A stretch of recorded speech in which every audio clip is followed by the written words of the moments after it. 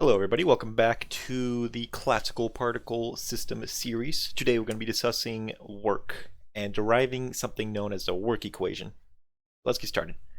So we're going to start off by considering a very useful quantity in physics, and you may recognize this quantity. It is going to be known as the kinetic energy. Now, why are we starting off with this quantity, right? Where did this quantity come from, right? This is a video of building classical particle systems from the ground up. So obviously I want to justify why we're studying this quantity, or it just appeared out of nowhere. Well, I can't really give you an exact answer for that. All I know, just historically, over the years, people just found out that this quantity happens to be very useful. You'll see that more clearly after we do some manipulations and derive something called the work equation, and how that will lead to something called the conservation of energy, which is certainly going to be very useful. You may have heard about energy if you've lived on this planet before. But yeah, let's get started with manipulating this kinetic energy term. So what we're going to do is take the time derivative of both sides. If we take the time derivative of both sides, we get 1/2 m. We're going to assume those quantities to be constant, times the time derivative of v squared. Now you could bring down that 2, use a product rule, and say that's equal to v dot, right? Or 2v v dot. But what we're going to do is introduce some vector stuff into this equation. We know this v squared, this v can be thought of as the speed, right? Or the magnitude of velocity. That's going to be nothing but dot product of the velocity of itself. So dot product v dot product v, pretty much. Velocity dot product velocity. That's what I'm trying to say. And what I want to do is utilize a vector or dot product vector or time derivative product rule for dot products. If we have the dot product of some time dependent function, and you may have seen this before, but I'm assuming you don't know much about vector calculus or how to do calculus with vectors, so I'm going to have to introduce all this stuff as if you didn't know what it was. And this is going to be nothing but the familiar dot product rule, or the product rule for scalar value functions, is going to look very similar. So this is just going to be the time derivative a dot product b plus a dot product time derivative of b. And the order doesn't matter because dot products are commutative, so you can flip the order of the dot product and it wouldn't matter. But you can see this is going to be the dot product rule that we're going to be utilizing. You can substitute a and b for v, and what we get is 2v dot product v, if a and b were both equal to velocity. That's what we're going to substitute in here. What we get is mass times the time derivative of velocity dot product the velocity. And so this is going to be our final equation. Of course, you know that the time derivative of velocity is nothing but the force. So this is just going to be overall the force dot product the velocity. And this is going to be our quantity that we're going to be studying. What we're going to do is now multiply both sides by dt, or consider a very tiny time step in time, and analyze how that changes the kinetic energy. So that's going to change the kinetic energy by some dt. That's going to be equal to f dot v times this little dt. But we know that the velocity is nothing but the time derivative of displacement with respect to time.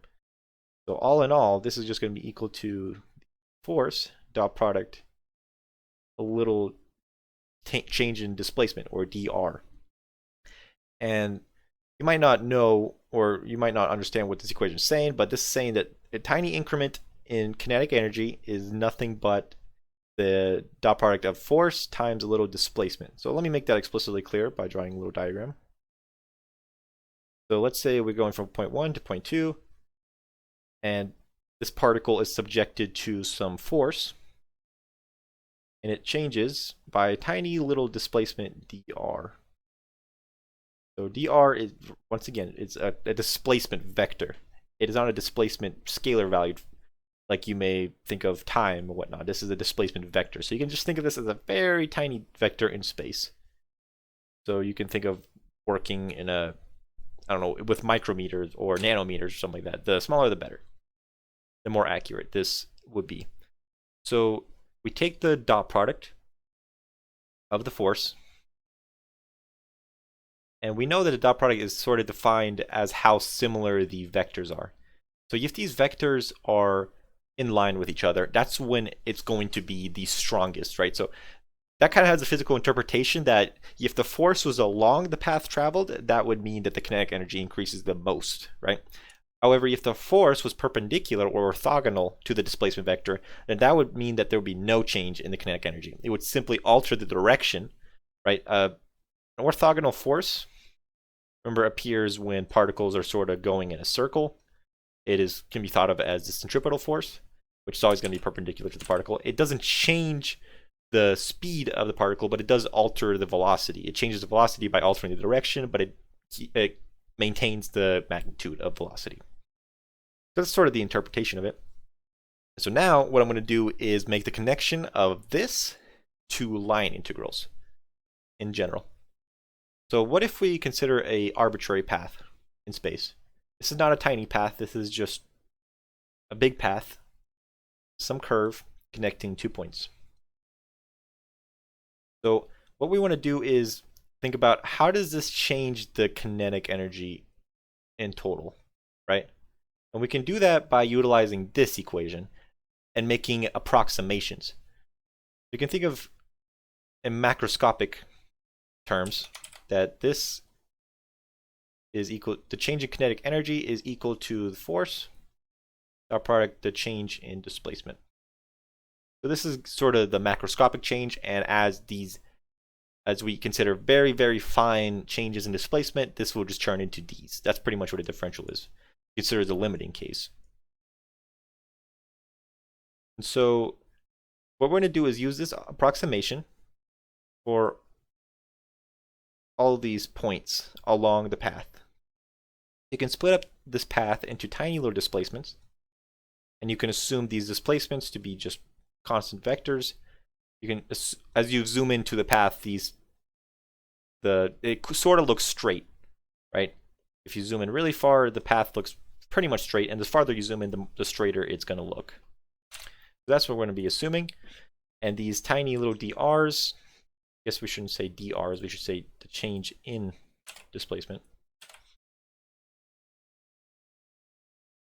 We get the change in displacement at some point I. And in order to figure out the total change in kinetic energy, what we're going to be doing is summing over the force at that point, I. That's what we're doing here. And we're going to take the little dot product with the displacement, the change in displacement at that point. And there you go. So you can, of course, write some notation, starting index, and n. And what we're going to do is consider as n approaches infinity, the limiting case. And then this sum, what's going to happen is this sum is just going to turn into an integral. I'll write that in yellow because this is the big important equation. The change in kinetic energy is equal to something called a line integral. And we denote that with just a standard integral notation. And we can say it's going from point 1 to point 2. This is not a number per se, a value. This is just the point 1 to point 2. You can also denote this maybe from point A to point B as vectors. For example, we can say from point A to point V. You denote that as vector symbols to make it more explicit. I'll just use the numbers 1 to 2. However, this can often be confused with values. However, it shouldn't be confused with values if you can see that we are taking a dot product with the displacement factor here, pretty much. So as you can see, the force dot product, these little differentials, the differential displacements, going from point 1 to 2, this is going to be equal to the change in kinetic energy. And I'm assuming you don't know what a line integral is or how to calculate them. And that's what we're going to be doing in the next video before we go on to deriving the conservation of energy. What we're going to be doing is just studying how do you calculate this integral, pretty much.